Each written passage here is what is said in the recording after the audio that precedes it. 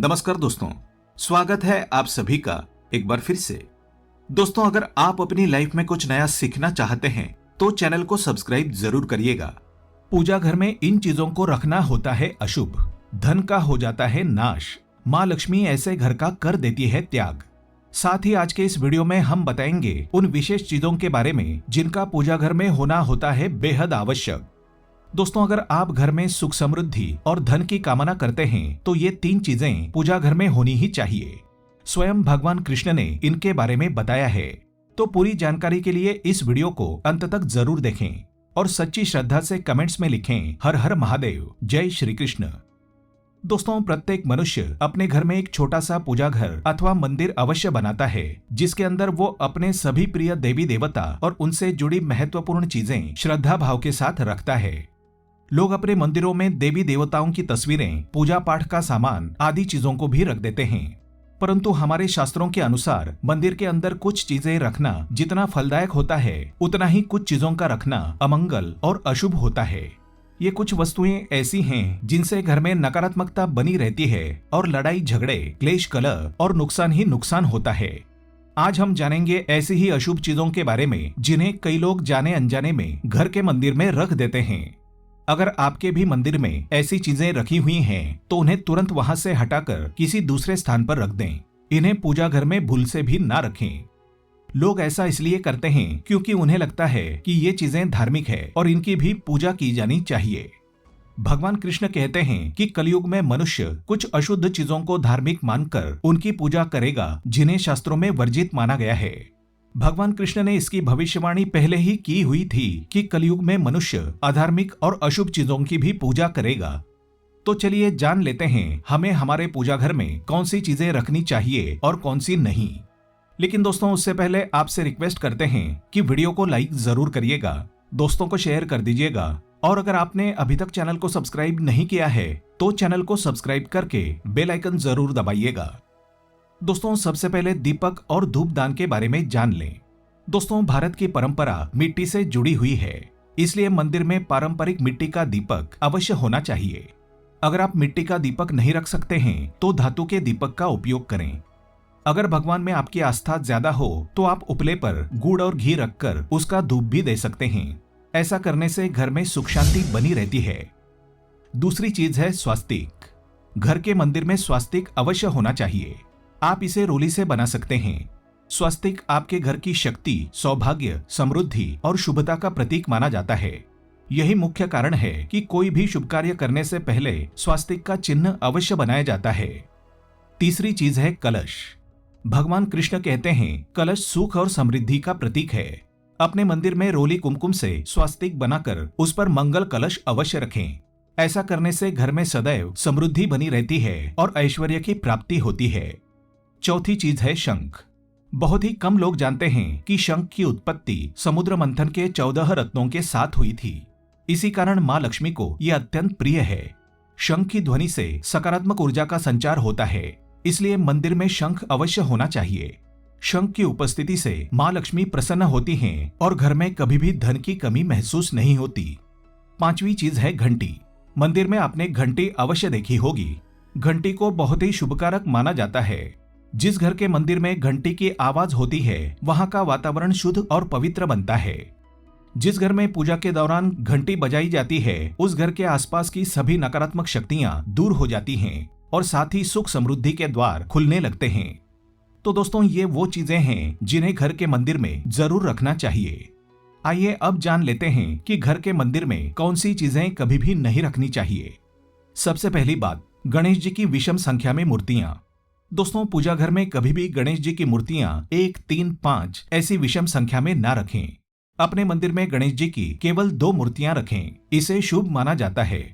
अगर आप अपने मंगल की कामना करते हैं तो गणेश जी की मूर्ति मुख्य द्वार पर अंदर की तरफ मुंह करके लगा लें।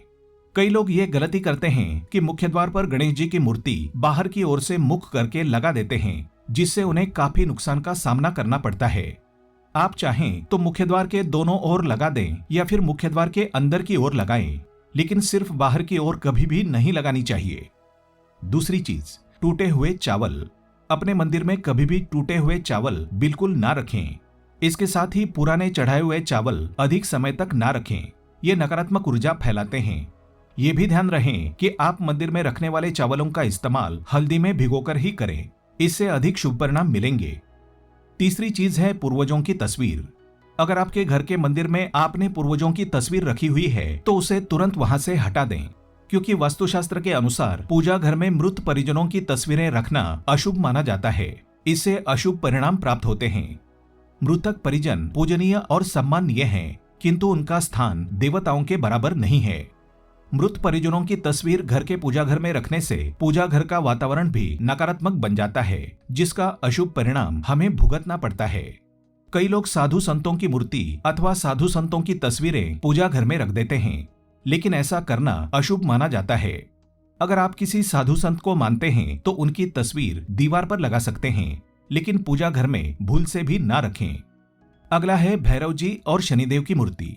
घर के मंदिर में भैरव जी, शनिदेव अथवा काली माता की मूर्तियां भी नहीं रखनी चाहिए। इसी के साथ ही माता लक्ष्मी की खड़ी हुई मूर्ति की पूजा नहीं करनी चाहिए। माता लक्ष्मी सदैव बैठी हुई मुद्रा में होनी चाहिए। तो इस प्रकार से पूजा घर में इन मूर्तियों को नहीं रखना चाहिए। आइए अब जानते हैं उन विशेष वस्तुओं के बारे में जो आपके पूजा घर में जरूर होनी चाहिए। इन चीजों के पूजा घर में होने से घर में होती है धन की वर्षा। माँ लक्ष्मी करती है ऐसे घर में स्थायी रूप से वास।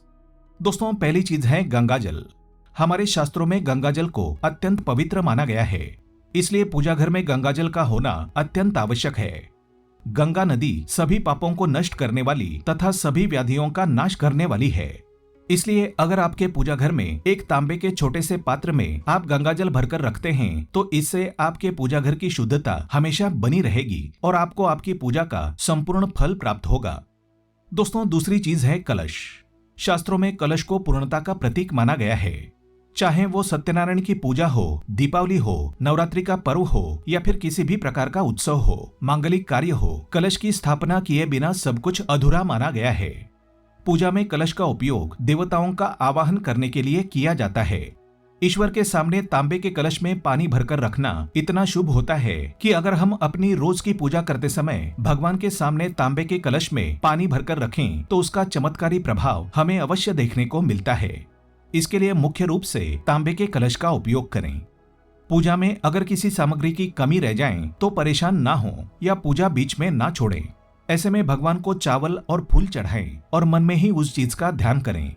प्लास्टिक की बोतल में या किसी भी अपवित्र धातु के बर्तन में गंगा जल कभी नहीं रखना चाहिए। अपवित्र धातु जैसे एल्यूमिनियम और लोहे से बने बर्तन, इनमें गंगा जल ना रखें। गंगा जल तांबे के बर्तन में रखना शुभ रहता है। केतकी का फूल शिवलिंग पर अर्पित नहीं करना चाहिए। किसी भी पूजा में मनोकामना की सफलता के लिए दक्षिणा अवश्य चढ़ानी चाहिए। माँ लक्ष्मी को विशेष रूप से कमल का फूल अर्पित किया जाना चाहिए और अगर आप ये शुक्रवार के दिन करते हैं तो इससे कई गुना लाभ मिलता है।